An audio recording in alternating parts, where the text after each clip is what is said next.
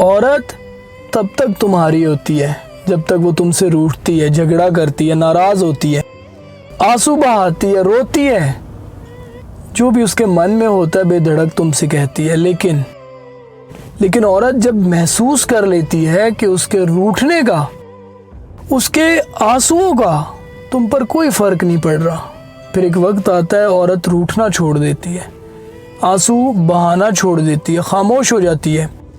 और पता है, मर्द समझता है कि उसने अब औरत को फतह कर लिया है, जबकि दर हकीकत वो उस वक्त औरत को हमेशा के लिए हार चुका होता है।